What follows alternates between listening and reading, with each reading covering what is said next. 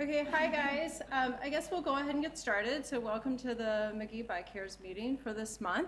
I'm Beth Martin, and I'm a lecturer in environmental studies, and I'm the engineering and science director from the environmental clinic in the law school.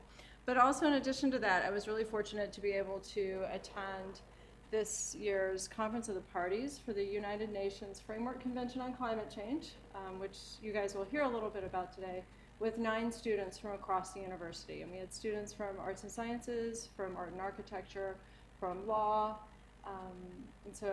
and from engineering. Don't forget where I'm standing. So we had a nice group of students that were able to go and observe and learn a little bit more about the processes, and part of kind of our goal of having them go is to be able to bring that back to WashU and to St. Louis and to share that with people. So I appreciate your being here. So first I wanted to quickly introduce the students that will be presenting today. We have Rachel Westrate, wave.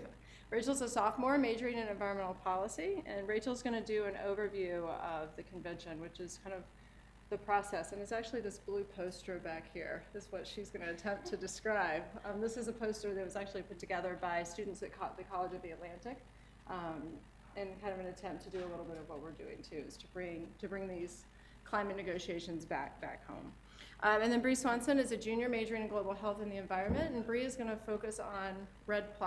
And so REDD+ is a way to deal with mitigation in terms of deforestation and degradation, but it also includes conservation and sustainable management of forest as well. And then Jake Lyonsfield, who's a senior majoring in system science and engineering, is going to talk about mechanisms for countries to achieve emissions reductions, which is outside of kind of the classic simply reduction of CO2 from power plants. So the other students that attended would have loved to have been here today, but due to schedule conflicts weren't able to be here. And then one other student, Alex Bluestone, who participated in COP the year before, is going to be able to come when his class ends, and so he'll be here for Q&As. Before we get started, we want to show you a video clip. It is about 15 minutes long, but we think it's worth watching. The video is the statement that was made at the beginning of the conference by Yeb Sanyo, who is the lead negotiator for the Philippines. What's important to note is that Typhoon Haiyan hit the Philippines. Come on in. Come on. Get pizza. Sit down. Thank you for coming. Typhoon Haiyan hit the Philippines the 2 days before the conference began. And so it certainly kind of set a somber note over the negotiations. So what you'll see here is his statement. At the very beginning of the conference, there's an open plenary, essentially, and you'll see images of it. But it's a room 10 times the size of this one, where delegates from all of the countries that are members of the convention are there. And so it's a pretty impressive space to be in and to be a part of, and to be able to look around and see representatives from all over the world. And countries and groups of countries, because they form negotiating blocs, will take the opportunity to make statements. So like I said, this is the statement from the Philippines. It is longer than the allotted time, and you'll hear the ding, ding, ding, ding, ding, ding several times through his statement. But due to kind of all of the circumstances, they gave him the benefit of the time that he needed.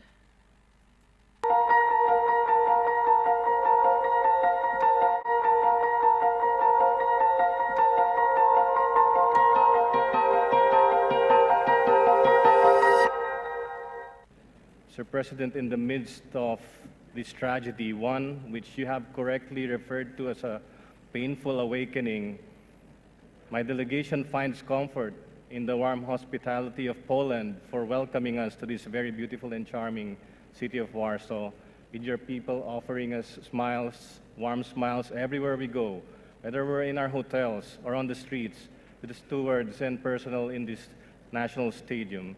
So thank you again. Thank you, Poland. The arrangements that you, together with the Secretariat, have made for this COP is most excellent, and we highly appreciate the tremendous effort that you have put into the preparations for this very important meeting. We also thank you, all friends and colleagues gathered in this hall and from all corners of the world, as you stand beside us in this trying time. We thank all countries and governments who have extended your sympathy and for offering your assistance to the Philippines. We thank the youth present here and the billions of young people all over the world who stand steadfast with the Philippines and who are carefully watching us as we craft their future. I thank civil society, both those who are working on the ground as we race against time in the hardest hit areas of the typhoon, and those who are here in Warsaw, prodding us to have a sense of urgency. We thank the media as well for helping us communicate the realities of climate change. We are deeply moved by this manifestation of human solidarity, and we likewise stand in solidarity with all countries that face and confront the adverse impacts of climate change. This outpouring of support proves that as a human race, we can unite and we can all rise above adversity, that as a species, we care. Mr. President, it was barely 11 months ago in Doha when my delegation made an appeal to the world to open our eyes to the stark realities that we face. As then we confronted a catastrophic storm that resulted in the costliest disaster in Philippine history. Less than a year hence, we cannot imagine that a disaster much bigger would come. With an apparent cruel twist of fate, my country is being tested by this hailstorm called Super Typhoon Haiyan. It was so strong that if there was a Category 6, it would have fallen squarely in that box. And up to this hour, Mr. President, we remain uncertain as to the full extent of the damage and devastation as information trickles in agonizingly slow manner because power lines and communication lines have been cut off and may take a while before they are restored. The initial assessment showed that Haiyan left a wake of massive destruction that is unprecedented, unthinkable, and horrific. According to the Joint Typhoon Warning Center, Haiyan was estimated to have attained sustained winds of 315 kilometers per hour, that's equivalent to 195 miles per hour, and gusts up to 378 kilometers per hour, making it the strongest typhoon in modern recorded history. And despite the massive efforts that my country had exerted in preparing for the onset of this storm, it was just a force too powerful, and even as a nation familiar with storms, Haiyan was nothing we have ever experienced before. Mr. President, the picture in the aftermath is ever slowly coming into clearer focus. The devastation is colossal. And as if this is not enough, another storm is brewing again in the warm waters of the Western Pacific. I shudder at the thought of another typhoon hitting the same places where people have not yet even managed to begin standing up. To anyone outside who continues to deny and ignore the reality that is climate change, I dare them to get off their ivory towers and away from the comfort of their armchairs. I dare them to go to the islands of the Pacific, the Caribbean, the Indian Ocean, and see the impacts of rising sea levels, to the mountainous regions of the Himalayas and the Andes, to see communities confronting glacial floods, to the Arctic where communities grapple with the fast-dwindling sea ice sheets, the large deltas of the Mekong, the Ganges, the Amazon, the Nile, where lives and livelihoods are drowned, to the hills of Central America that confront similar monstrous hurricanes, to the vast savannas of Africa where climate change has likewise become a matter of life and death as food and water become scarce. Not to forget the monster storms in the Gulf of Mexico and the eastern seaboard of North America, as well as the fires that have raged down under. And if that is not enough, they may want to see what has happened to the Philippines now. Mr. President, I need not elaborate on the science, as Dr. Pachauri has done that already for us. But it tells us simply that climate change will mean increased potential for more intense tropical storms. And this will have profound implications on many of our communities, especially those who struggle against the twin challenges of the development crisis and the climate crisis. And typhoons such as Haiyan and its impacts represent a sobering reminder to the international community that we cannot afford to delay climate action. Warsaw must deliver on enhancing ambition and should muster the political will to address climate change and build that important bridge towards Peru and Paris. It might be said that it must be poetic justice that the typhoon Haiyan was so big that its diameter spanned the distance between Warsaw and Paris. Mr. President, in Doha, we asked, if not us, then who? If not now, then when? If not here, then where? But here, in Warsaw, we may very well ask these same forthright questions. What my country is going through as a result of this extreme climate event is madness. The climate crisis is madness. Mr. President, we can stop this madness right here in Warsaw. It is the 19th COP, but we might as well stop counting because my country refuses to accept that a COP30 or a COP40 will be needed to solve climate change. And because it seems that despite the significant gains we have had since the UNFCCC was born, 20 years hence, we continue to fall short in fulfilling the ultimate objective of the convention. Now we find ourselves in a situation where we have to ask ourselves, can we ever attain the ultimate objective of the convention, which is to prevent dangerous anthropogenic interference with the climate system? By failing to meet the objective of the convention, we may have ratified our own doom. And if we have failed to meet the objective of the convention, we have to confront the issue of loss and damage. Loss and damage is a reality today across the world. And developed country emissions reductions targets are dangerously low and must be raised immediately, but even if these were in line with the demand of reducing 40 to 50% below 1990 levels, we will still have locked in climate change, and we still would need to address the issue of loss and damage. Mr. President, I beg your indulgence as I continue this statement. We find ourselves at a critical juncture, and the situation is that even the most ambitious emissions reductions by developed countries who should have been taking the lead in the last 2 decades will not be enough to avert the climate crisis. It is now too late to talk about the world being able to rely on Annex I countries to solve the climate crisis. We have entered a new era that demands global solidarity in order to fight climate change and ensure that the pursuit of sustainable human development remains at the fore of the global community's efforts. This is why the means of implementation for developing countries becomes ever so crucial. We cannot sit and stay helpless staring at this international climate stalemate. It is now time to raise ambition and take action. We need an emergency climate pathway. Mr. President, I speak for my delegation, but I speak for the countless people who will no longer be able to speak for themselves after perishing from the storm. I speak also for those who have been orphaned by the storm. I speak for those who have the people now raising its time to save survivors and alleviate the suffering of the people affected. We can take drastic action now to ensure that we prevent a future where super typhoons become a way of life. Because we refuse as a nation to accept a future where super typhoons like Haiyan become a way of life.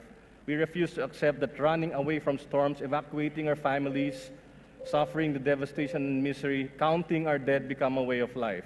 We simply refuse to.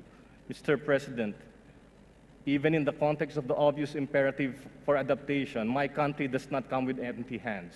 The Philippines had enacted a renewable energy law, which mandates the establishment of feed-in tariffs for renewable energy, with the aspiration of doubling our renewable energy capacity by 2020 and tripling it by the year 2030, pursuant to our National Renewable Energy Program. Now, as has become very clear, the Philippines grapples with serious challenges in the face of climate impacts. It may be unreasonable to ask the ordinary Filipino to bear the burden of increased power rates because of feed-in tariffs until renewables reach grid parity. I challenge our friends, our partners from developed countries to finance this incremental cost of the portion of the Philippine feed-in tariff that would otherwise be paid for by the impoverished electricity consumer, and only until renewables reach grid parity with fossil fuel or conventional fuels. We call this our socialized feed-in tariff. By our estimate, it is only in the neighborhood of $500 million. We estimate also that renewables will reach grid parity by 2020. If developed countries would finance this cost, we can triple our renewable energy capacity by 2030. If developed countries will gladly come forward to provide the resources for this, we will be ready to inscribe this as our nationally appropriate mitigation action. Because we believe in renewables, we believe in sustainable development, and because we believe that solving climate change is our moral duty. This moral duty is applicable to all parties. Now, Mr. President, if you will allow me, I wish to speak on a more personal note. Super Typhoon Haiyan, perhaps unknown to many here, made landfall in my own family's hometown. And the devastation is staggering. I struggle to find words even for the images that we see on the news coverage. And I struggle to find words to describe how I feel about the losses. Up to this hour, I agonize, waiting for word to the fate of my very own relatives. What gives me renewed strength and great relief is that my own brother has communicated to us and he had survived the onslaught. In the last 2 days, he has been gathering bodies of the dead with his own 2 hands. He is very hungry and weary as food supplies find it difficult to arrive in that hardest hit area. Mr. President, these last 2 days, there are moments when I feel that I should rally behind climate advocates who peacefully confront those historically responsible for the current state of our climate. These selfless people who fight coal, expose themselves to freezing temperatures, or block oil pipelines. In fact, we are seeing increasing frustration and thus more increased civil disobedience. The next 2 weeks, these people and many around the world who serve as our conscience will again remind us of this enormous responsibility. To the youth here who constantly remind us that their future is in peril, to the climate heroes who risk their lives, reputation, personal liberties to stop drilling in polar regions, and to those communities standing up to unsustainable and climate-disrupting sources of energy, we stand with them. We cannot solve problems at the same level of awareness that created them, as Dr. Pachauri alluded to Einstein earlier. We cannot solve climate change when we seek to spew more emissions. Mr. President, and I express this with all sincerity, in solidarity with my countrymen who are struggling to find food back home, and with my brother who has not had food for the last 3 days, with all due respect, Mr. President, and I mean no disrespect for your kind hospitality, I will now commence a voluntary fasting for the climate.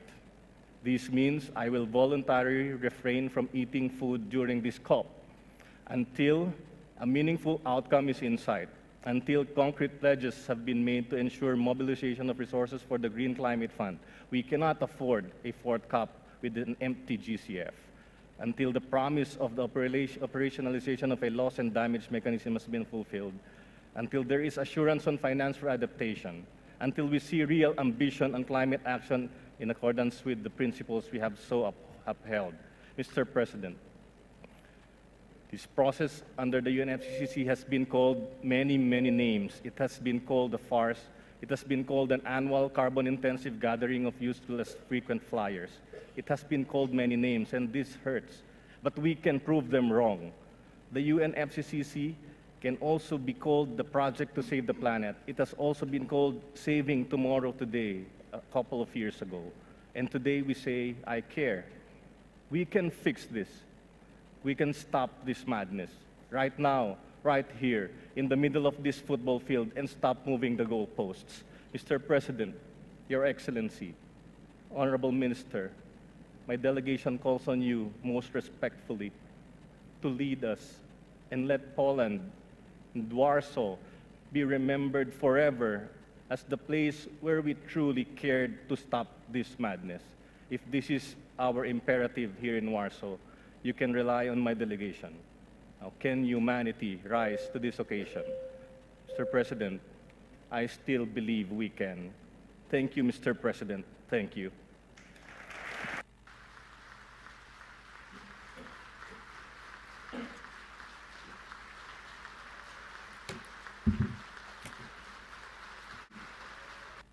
So that was how we and all of the people that attended the conference began the first day of a 2-week-long conference.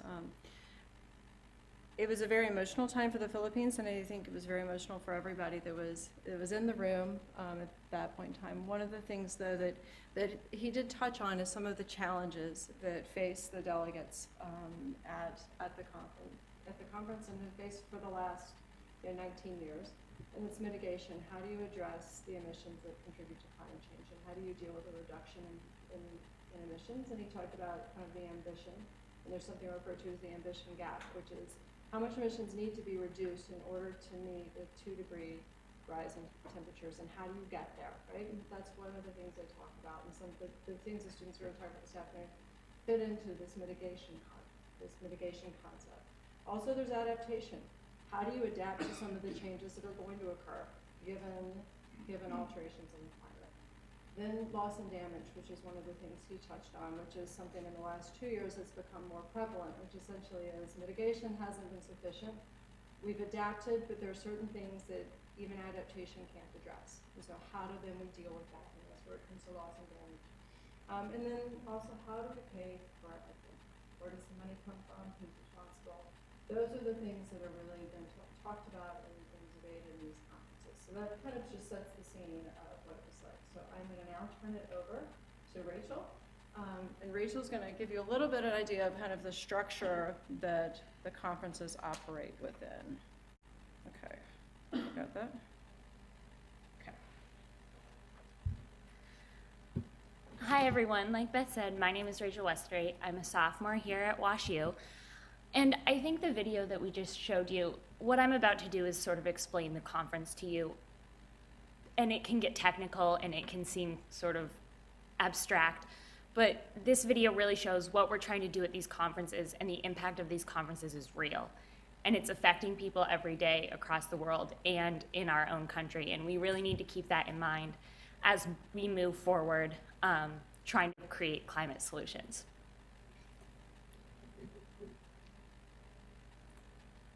So what is the UNFCCC? It stands for the United Nations Framework Convention on Climate Change, and it was created out of the Rio de Janeiro conferences in 1992. But all UN members signed this treaty to become the UNFCCC, and the UNFCCC's main aims are to limit temperature increases, limit climate change, and cope with the impacts of climate change through negotiations of international treaties. So who are the members of the UNFCCC? There are 195 parties, including all UN member nations except for South Sudan, several micronations, and the European Union. These countries make up the parties of the convention.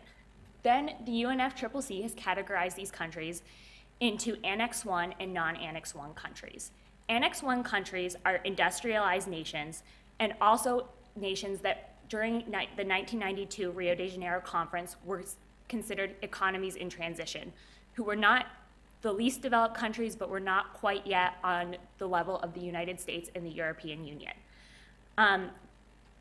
Under the Annex 1 category, there's Annex 2 countries, and the Annex 2 countries are only these industrialized countries that are required to finance solutions and donate money to the cause. So on this map here, we see that the sort of yellow greenish color that the United States and Europe and Australia, those are the Annex 1 and Annex 2 countries, so the financially responsible countries.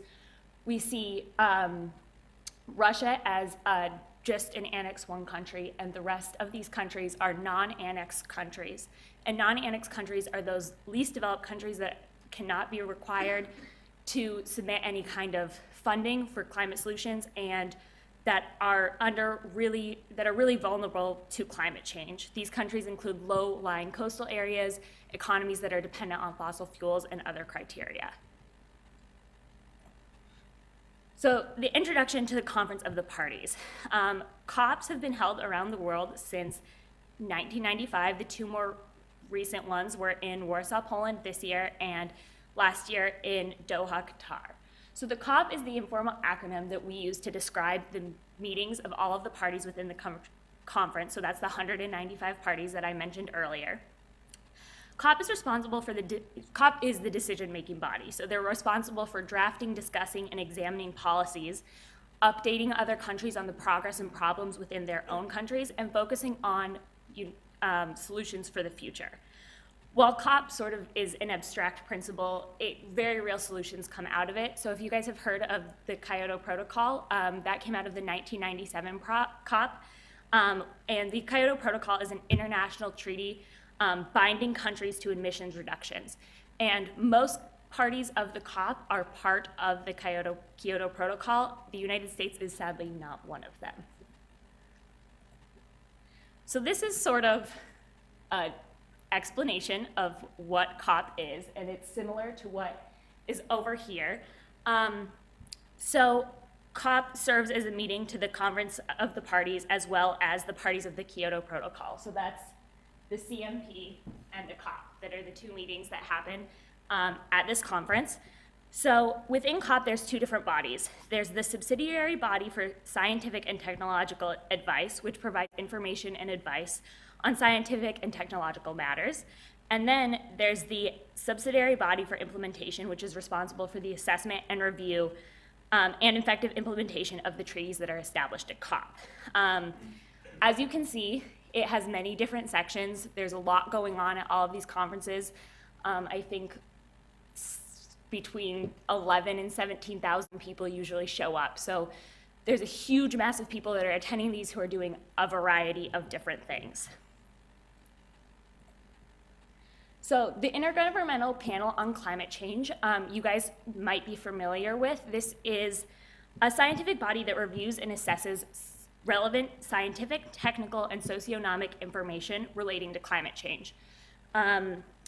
It's important to note that the IPCC does not actually conduct research or collect data or monitor climate issues. It just produces these reports that are relevant to the discussions and adopted treaties so that governments can make informed decisions on the said subjects. So right now, they are working on compiling their 5th report. And in essence, what the IPCC is responsible for is being an objective body in order to advise the countries that are part of COP. So this is the structure. It, again, is split into multiple different groups, like the COP is. So there's the 3 working groups and then the task force on national greenhouse gas inventories. Working group 1 is responsible for the physical aspects of climate change. They actually released their report last fall that caused a big stir in the media, saying that they are over 97% certain that climate change is caused by anthropogenic sources. So that's basically saying climate change is caused by humans, especially within the last 50 years. There's working group 2, and that is the study of the vulnerability of socioeconomic and natural systems. They are scheduled to release their report March of this year. Working group 3 studies mitigation and limiting greenhouse gas emissions, and their portion of the report will be released next fall in November 2014. The task force on national greenhouse gas inventories is another section of it, and they are responsible for developing and refining methodologies and softwares to calculate and report greenhouse gas emissions. So the role of the COP, essentially, is to stabilize these greenhouse gas emissions that we see as one of the biggest cause of climate change. So there are 4 main areas that the COP focuses on in order to address this issue, and those are mitigation, adaptation, finance, and technology.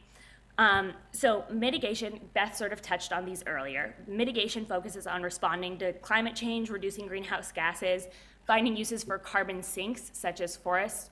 Bree is going to talk to you in a minute about REDD+, which is one of these mitigation advances. And so mitigation is sort of responsible for us trying to reduce our impact on the climate. Adaptation deals with the adjustments that must be made because climate change is happening right now. And as you saw in the speech earlier, loss and damage is a part of that. So that's basically, what do we do when adaptation and mitigation fail? How do we respond to climate disaster? How do we respond quickly and effectively? Because as you see in the Philippines, you know, when people are going days and days without food, without a source of water, without any sort of contact with the outside world, that can be really disastrous. Finance is including local, national, and transnational sources to promote mitigation and adaptation. And then technology is the responsible for the development, transfer, and implementation of new technology across the globe. I talked earlier about Annex II countries. They are sort of responsible for this technological advancement in all countries. So this is sort of a diagram showing what I just talked about. Bree is going to come up now and present on REDD+, which is right here under the mitigation aspect of COP.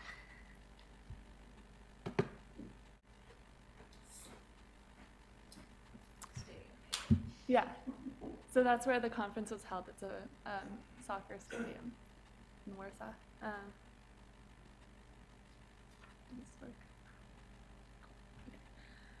So REDD stands for Reducing Emissions from Deforestation and Forest Degradation. It's a mitigation policy, as Rachel said, and it's where developed countries give money to developing countries in order to help them limit deforestation and conserve forests. REDD was first proposed by the Coalition of Rainforest Nations in 2005, and then 2 years later in 2007, the plus was added, so now it's REDD+. They realized that just tackling deforestation and forest degradation wasn't enough, that there was a huge aspect of forest mitigation policy that they were missing, which is conservation, which includes things like sustainable logging, planting trees to increase forest area carbon stocks, stuff like that. So forests are an extremely important carbon sink, which means that trees absorb carbon dioxide, take it away from the atmosphere, so it doesn't cause increased warming. The Intergovernmental Panel on Climate Change, the IPCC, released a report in 2007 that said that deforestation and forest degradation contribute to about 17% of all greenhouse gas emissions globally. That's the third highest sector for greenhouse gas emissions. The first two are the energy sector and the industrial sector, and this forest deforestation, forest degradation actually causes more emissions than the global transportation sector. So it's a really important aspect of mitigation policy to tackle.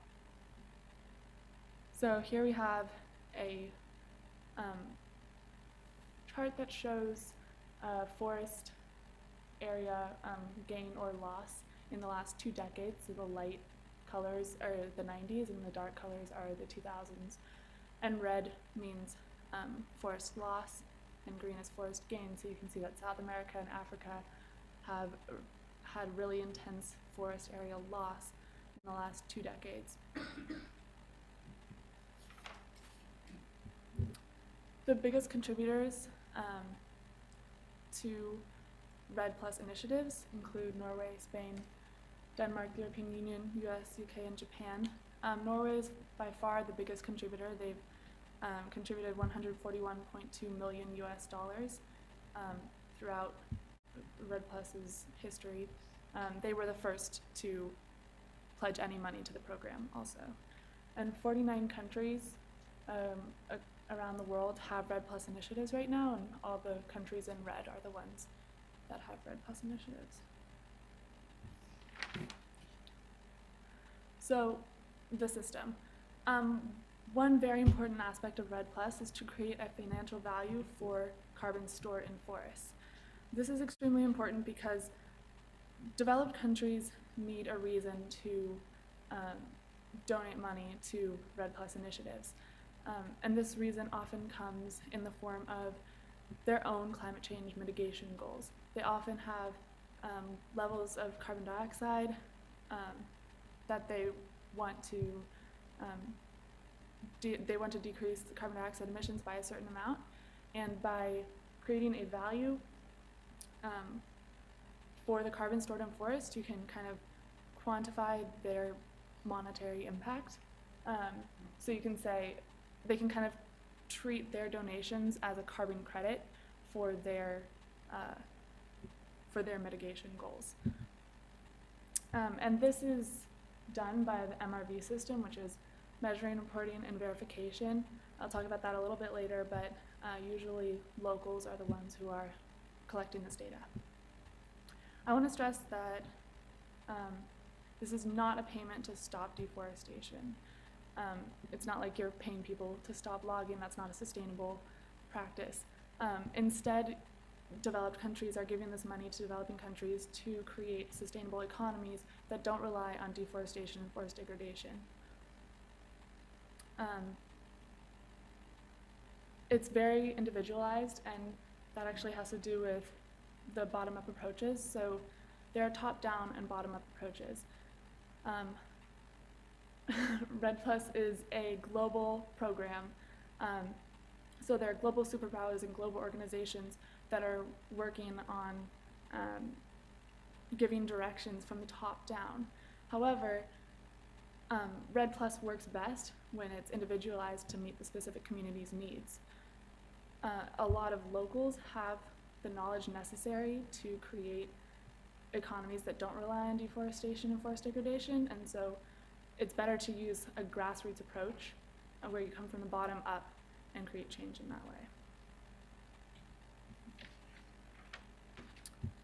So a few major outcomes of the Warsaw Framework. We saw at COP19 with regards to REDD+. Norway, the US, and the UK all pledged more money to REDD+ initiatives. There was some disappointment over the small number of countries who were pledging money and the relatively small amount of money that was pledged. As far as the national forest monitoring systems, they decided to let governments define what a forest is. This could have some major implications because if a government says, oh, this area isn't a forest, then it doesn't fall under REDD protocol. So I guess we'll see how that pans out. So the measuring, reporting, and verification system that I discussed a little bit before, I said that locals are usually the ones that are collecting this data, but often they don't have the technology and the financial resources necessary to collect data in the way that it needs to be collected, because this data needs to be replicable. It needs to be able to be compared between regions. And if you don't have the capacity to collect data in that way, it makes it really hard to continue the program. And it makes it really difficult to get donations. So the Warsaw Framework recognized this, and they urged developed countries to provide the technological and financial resources so that this data could be collected. So when we decided our focus area, we wanted something that would be a hot topic in Warsaw, and there were a lot of closed meetings at the conference that we couldn't get into. What we could get into were side events, like the one on the right. That's a panel that we went to. So we looked at the list of side events, and REDD+ was widely represented in them and ended up being a very a hot topic at Warsaw. And we took it even further and decided to focus on indigenous peoples and their relationship with REDD+. They're historically underrepresented population, but they're integral to the success of REDD+ programming, because many of the countries that have REDD+ initiatives have large indigenous people populations. Often these indigenous people are the ones who are using the forest, who own the forest, live in the forest, and so their voices need to be heard when discussing this type of initiative. One question that we wanted to focus on is kind of similar to the top-down versus bottom-up approach conflict.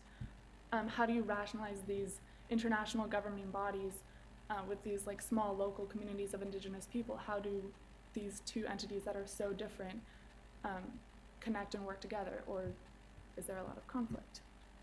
Oh, and this picture at the bottom is was at one of the meetings where representatives from all countries were here.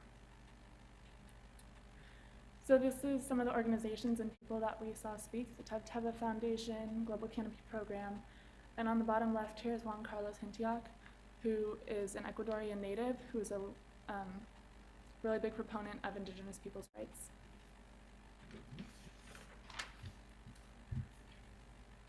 So the one big thing that we observed at Red Plus is that people had widely varying opinions on the value of Red Plus and on Red Plus at Warsaw and how Warsaw was treating Red Plus.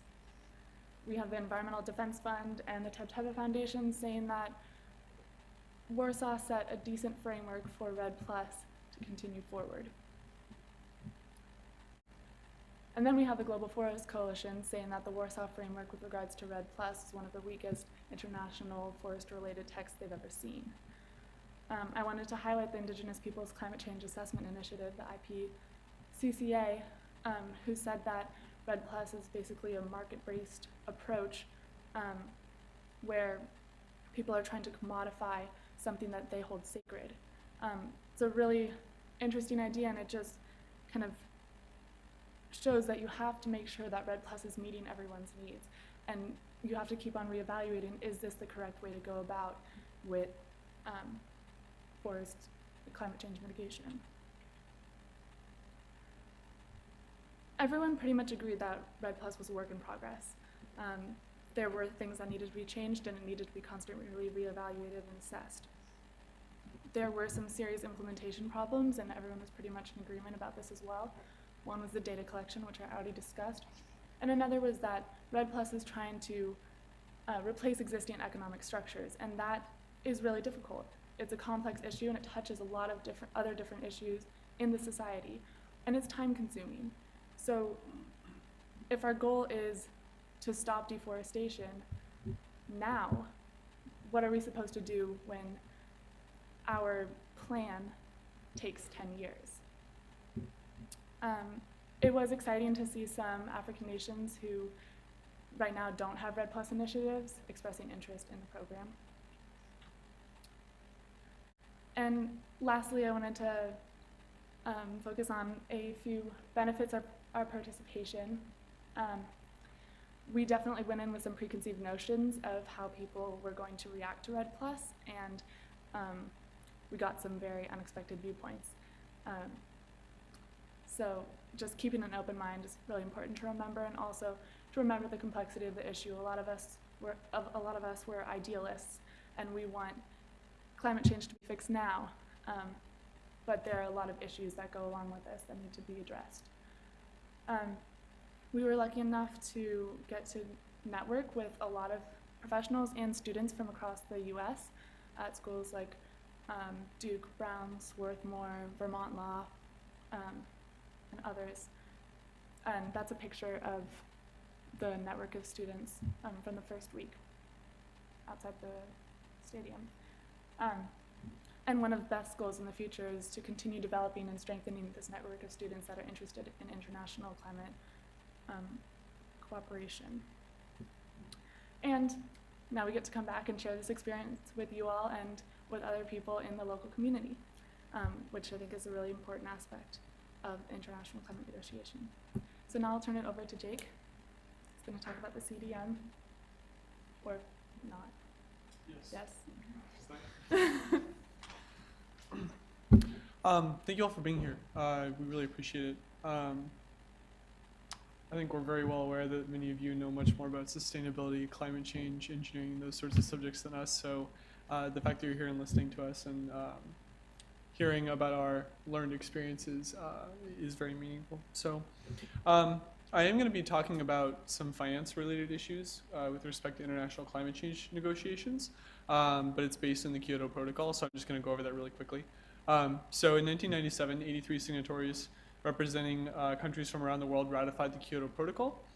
And the countries, as Rachel mentioned, were classified as Annex 1, Annex 2, and non-Annex 1 parties, which then indicated their greenhouse gas reduction responsibilities. So even though it was adopted in 1997, you needed to have a certain number of countries that had ratified it, and so it didn't enter into force until Canada and Russia joined it in 2005.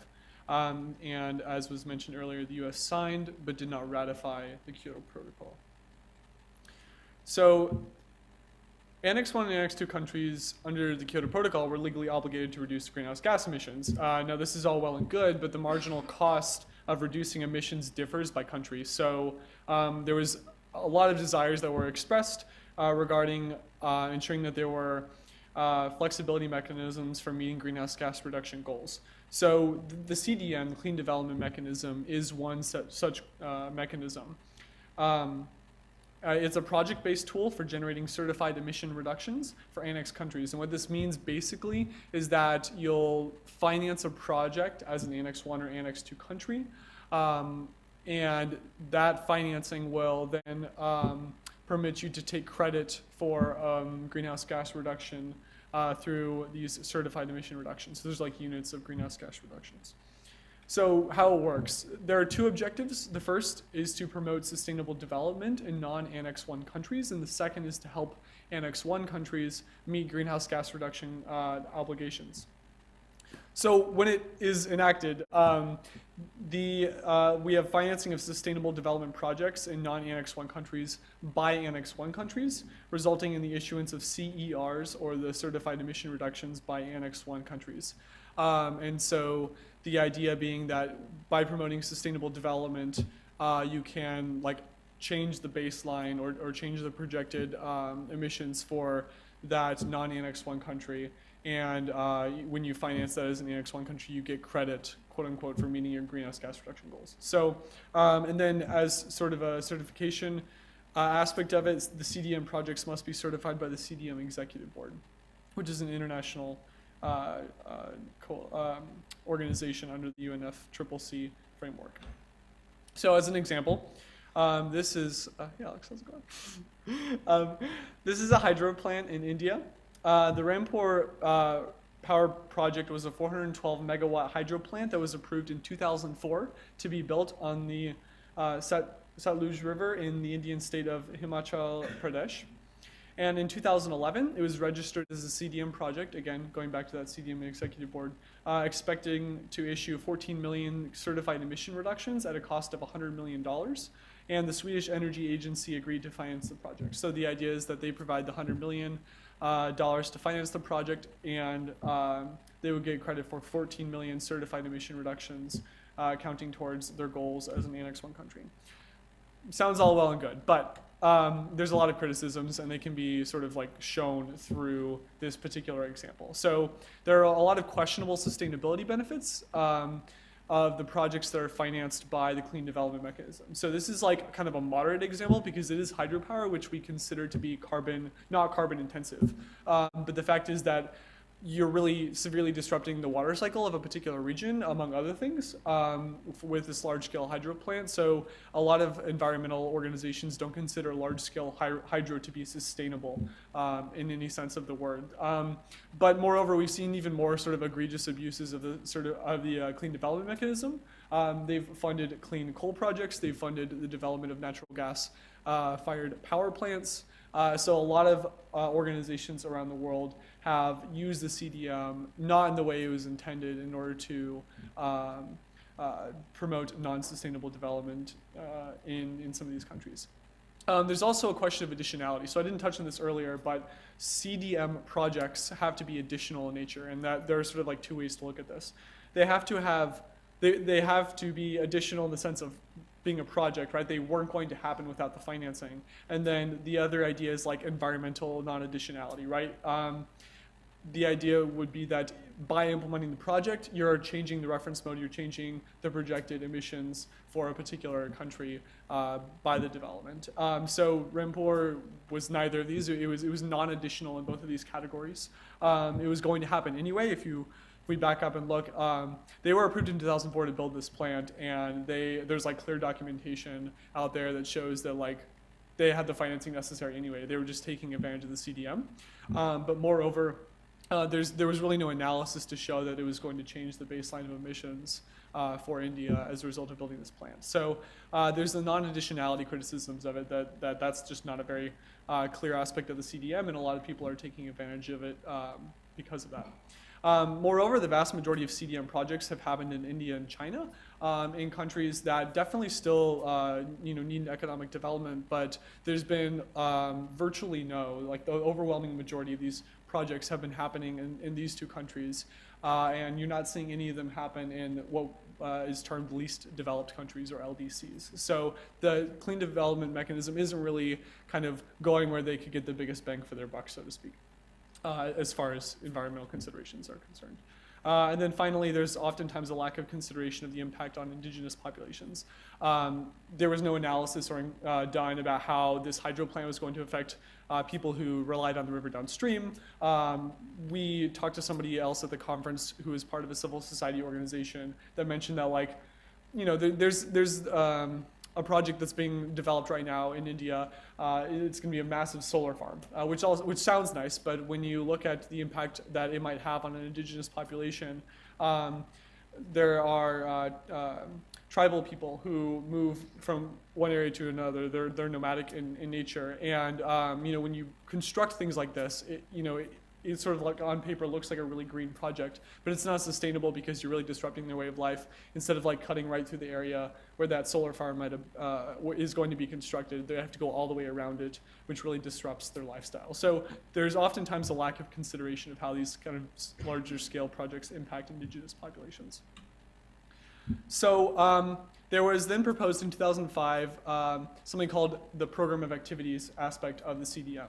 And this emerged in 2005 as a reaction to the fact that historically CDM projects have a long time to market, high transaction costs, and other associated risks, which all pulled together means that they're not really promoting sustainable development. They're not finding their way into these least developed countries. And so you're not really getting that sustainable development aspect that you might have intended to have with the CDM to begin with. And so the idea would be that we sort of, like, group a whole bunch of smaller scale activities that really do promote sustainable development, and then have them jointly approved as a CDM project so that they can take advantage of CDM financing. So there are other benefits to this aside from just being able to do kind of smaller scale projects. You can also add more of those same projects later, so you can kind of you can bundle a group of projects and get them approved, and then projects of a similar nature can be approved later without having to go through the same kind of involved process of being approved as a CDM project. And there's also a shorter time to market, because if you're doing something like replacing cook stoves or replacing light bulbs that are not as energy efficient with things like CFLs, that can happen right away. So this is, like, a really awesome idea, right? Well, there are some concerns with respect to liability that have severely restricted the ability to implement program of activities or POAs. And specifically, there's the ability under the guidances set up by the CDM Executive Board, the ability for the country in which the project is happening or the projects are happening to claim erroneous inclusion of a particular project of the group that was approved. And that erroneous inclusion is a liability that exists for the duration of the POA. So, like, 10 years or 20 years down the road, if you're still enacting these POAs in a particular country, that liability still exists, that maybe you made a mistake when implementing one particular project of the group of projects. And that sort of erroneous inclusion is very vaguely defined, right? So it's not just like you didn't consult with indigenous populations, or like you straight up just, like, embezzled the funds. It's also like if you didn't fill out the appropriate paperwork, you could be held liable for erroneous inclusion. So there are these huge liability issues associated with implementing POAs that have made actually implementing them not really happen at all.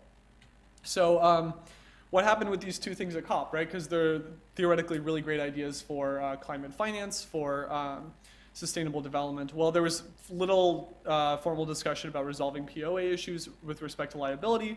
Financing discussions largely revolved around the Green Climate Fund, which I can talk about more later if you want. Several countries in discussions revisiting CDM rules did express a desire to address liability issues inhibiting POA enactment, but nothing was really addressed or resolved. With respect to the clean development mechanism, there was substantial widespread criticism of it, especially by developing and least developed countries of the process and the outcomes of the CDM, right? So you're not including considerations for indigenous populations, nor are you actually getting sustainable development in any sense of the word. But there was no alterations to the CDM process other than a new CDM exec board was elected. And then finally, there were calls for a roadmap to secure financing for other mechanisms like the Green Climate Fund. So sort of some personal reflections.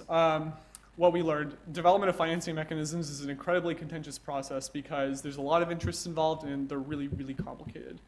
There's also a lot of uncertainty about the future of international climate finance. And if you look at the Green Climate Fund, it's a really good idea. It's like the idea of like putting in $100 billion to address actions that would promote green action on climate. But that money isn't there. They're just pledges, right? So nothing's really happening with respect to substantially developing that financing mechanism. At the international stage, little weight is given to addressing the needs of those that are impacted most by climate change. You saw that reflected in Sanyo's speech. We saw that reflected time and again in the meetings that we attended and in some of the civil society presentations we saw. We were also part of an organization there called Youngo. A lot of us attended morning meetings of youth and government. It's sort of like this international youth and civil society body that comes to every COP and sort of protests and advocates for a youth voice in the conference negotiations. And they were a very active presence at COP, mostly because they're from the very countries that are being disregarded, or they know that they're inheriting a planet that's going to be a lot more challenging to live on, and so they're pretty active and very frustrated with the way things are. And finally, I think through our research, we understand now that these policy and political issues take time and patience to fully grasp. So that's all I have for you all with respect to financing for the Clean Development Mechanism and the program of activities, and we appreciate you listening. Okay, so thank everybody for your patience and for listening.